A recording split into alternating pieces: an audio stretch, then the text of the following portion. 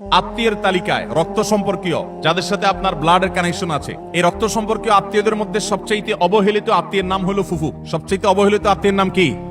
ফুফু। কজন বলতে পারবেন যে ফুফুর সাথে নিয়মিত যোগাযোগ করেন যাদের ফুফু আছে? বেশিরভাগ মানুষ ফুফুদের সাথে কোনো সুসম্পর্ক নাই। হ্যাঁ, কোন কোন ক্ষেত্রে ফুফুরাও অমানুষের মতো ভাতিজার প্রতি ভাতিজিদের প্রতি আচরণ করে, আছে কিছু বিচ্ছিন্ন ঘটনা, কিন্তু তারপরও ভাতিজা হিসাবে আপনার চেষ্টা থাকবে যে আমার বাবার বোন, আমাদের শরীরের রক্ত একই রক্ত, অতএব তার প্রতি আমার অধিকার, তার প্রতি আমার কর্তব্য আছে, তার প্রতি আমার দায়িত্ব আছে। সেই দায়িত্ববোধ থেকে অন্তত সুসম্পর্ক বজায় রাখা, খোঁজ খবর নেওয়া। আজকাল মোবাইলের যুগে খোঁজ খবর নেওয়া খুব সহজ, কিন্তু মুশকিল হলো সোশ্যাল মিডিয়া নামে যে সমস্ত নেটওয়ার্ক, যে সমস্ত অ্যাপ, যে সমস্ত সুযোগ সুবিধা আমাদের কাছে আসছে আজ, এগুলো আমাদের সবচেয়ে বেশি আনসোশ্যাল করে দিয়েছে।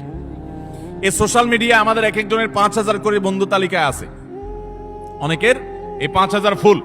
5,000 বন্ধুর হক আদায় করতে করতে নিজের রক্ত সম্পর্কে আত্মীয়দের সাথে 6 মাসে একবার ফোনে কথা বলার টাইমও আমরা পাই না। ঠিক কিনা বলেন ভাইরা আমার?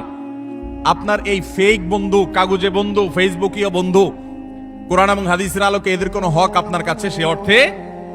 অথচ বন্ধু আপনার পোস্টে লাইক মারছে, আপনি পাল্টা লাইক না মানলে বন্ধু নাখোশ হয়ে যায়। এই জন্য ঘুরে ঘুরে তার ওয়ালে গিয়া লাইক মারা লাগে। বন্ধু আপনার পোস্টে কমেন্ট করছে, আপনি কমেন্ট না করলে, রিপ্লাই না দিলে সে নাখোশ হয়ে জন্য রিপ্লাই দেওয়া লাগে। মেসেঞ্জারে নক করছে, রিপ্লাই দেওয়া লাগে। এই 5,000 এই সমস্ত কাগজে বন্ধু আর ফেসবুকে বন্ধুর হক আদায় করতে গিয়ে আসল আপন যারা, তাদেরকে আজকাল আমরা ভুলে গেছি।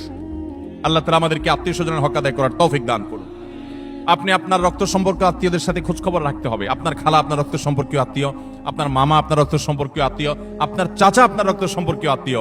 আমাদের সমাজে দেখবেন যে চাচা এবং ফুফু, তাদের সাথে একসাথে থাকার কারণে, জমি জমার ব্যাপার স্যাপার থাকার কারণে অনেক সময় বুঝের অমিল হয়, গন্ডগোল হয়, মামলা কদম পর্যন্ত জড়ায়, মনোমালিন্য হয়, কিন্তু তারপরও দিন শেষে তারা আপনার রক্ত সম্পর্কীয় আত্মীয়।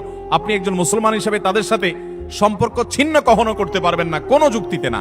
হ্যাঁ, সে আপনার ক্ষতি করছে, বাধ্য হয়ে আপনি ছিন্ন করতে হচ্ছে বা দূরে থাকতে হচ্ছে, ভিন্ন কথা। এছাড়া অন্য কোনো যুক্তিতে আপনি আত্মীয়তার সম্পর্ক ছিন্ন করতে পারবেন না। অনেক লোক বলে আমার আত্মীয়, সে তো আমার খোঁজ খবর নেয় না, আমি একা নেওয়া লাগে। হ্যাঁ, আপনি একা নিবেন, আপনি আল্লাহর কাছে সওয়াব পাবেন। সে নিচ্ছে না, সে দায়ী হবে, অপরাধী হবে। সে নিচ্ছে না, এই যুক্তিতে আপনি তাকে ছিন্ন করার অধিকার। আল্লাহ তাআলা আমাদেরকে আত্মীয়তার সম্পর্ক রক্ষা করার তৌফিক দান করুন। চাচা এবং ফুফুদের খোঁজ খবর নেব তো ইনশাআল্লাহ। চাচাতো ভাই, ফুফাতো ভাই বোন, তাদের খোঁজ খবর নেব তো ইনশাআল্লাহ। এগুলো তো অনেক পরের কথা। অনেক কপাল পড়া আছে নিজের আপন ভাই বোনের সাথেও যোগাযোগ, কত বন্ধু তার, কত দোস্ত তার, কত আপন তার, অথচ রক্ত সম্পর্কীয় এই মানুষগুলোর প্রতি তারা খেয়াল রাখে না।